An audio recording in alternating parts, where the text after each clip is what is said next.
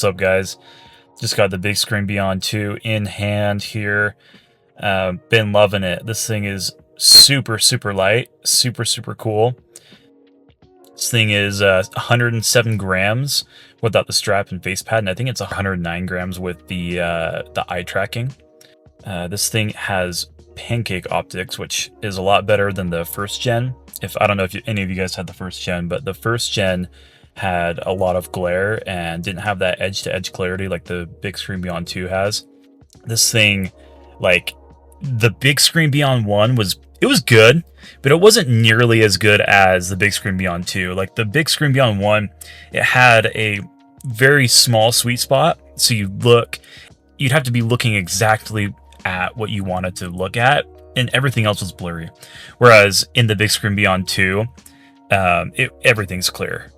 There's a slight bit of chromatic aberration when you look in the corners or just very on the fringe, but you can't really tell. Like, it's pretty non-noticeable, especially from a sim racing perspective. The Bigscreen Beyond 2 is literally the future. It is everything I'd ever hoped for in a headset. It reminds me so much of Ready Player One. I don't know if you guys have seen that movie, but here's a small clip of it. Except the Oasis.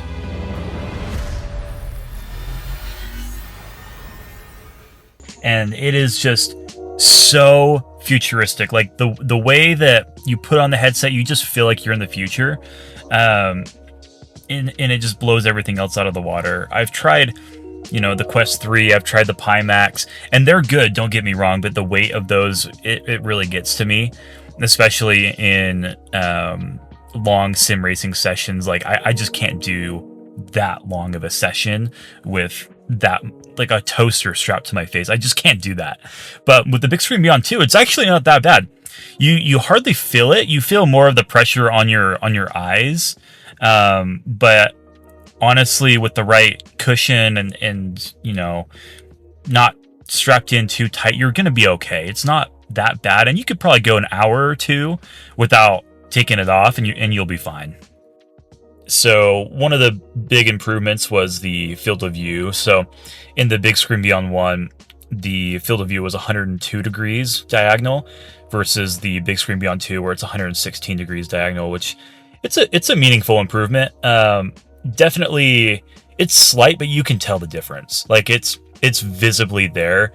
I don't know if they put your eyes closer to the display. I don't know how they did it, but it's pretty good. I don't think the eye tracking is nearly as good as it should be, and having it not really available on launch was something I was a little bit disappointed by. I know that foveated rendering would be super nice in some of the games that I play, but mainly I just use it for iRacing. And I don't know if it's quite supported in iRacing yet. I haven't tried it out, and I know you have to get a code for it, and I haven't gotten a code for the big screen software yet. Back when these things first came out, I was a little bit hesitant to place an order for one because, it's a lot of money. It's $1,000. And it's not just like you put a deposit of $50. No, you're paying the entire amount up front, and you have to wait several months just to even get it delivered. And so in the meantime, when I was building my sim, I bought a Samsung Odyssey G9, and it's a 49-inch monitor. I've loved it, but one of the things that I don't like about it when I'm using it in sim racing is that you can't tell the depth of field. Like, there's no depth perception in that. With the Bigscreen Beyond 2, you get that depth perception, and you get that with any VR, but it's just so much more immersive when you have a light headset on, and you don't have to worry about, if you turn really sharp, you don't have to worry about, a toaster flying off your head. You're getting that full effect. It feels super futuristic, and it's everything I've wanted ever since I was a kid. I've dreamed of something like this. This is a very good headset, but you're going to pay the price for it. One thing I have noticed is that the glare has been reduced, but it is very much still present. That's something I've realized in every single headset I've tried, especially with OLED. Even with the Apple Vision Pro, I've loved the Apple Vision Pro, but the fact that there was so much glare turned me away from that. And it was so heavy. But with the Bigscreen Beyond 2, if Apple could do something that was similar to this, I think it would be like the perfect product.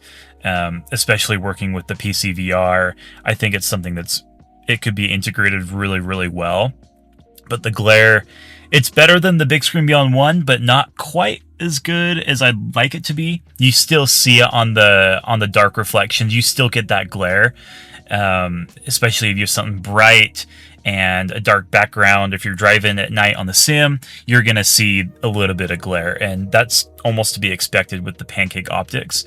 But overall, it's a really, really good headset. Like, no complaints here. I'm excited to see what they do in the future. Give it a couple years. All right, guys, that's my review for the Bigscreen Beyond 2. If you have any questions or anything, feel free to comment below, and we'll catch you guys in the next one.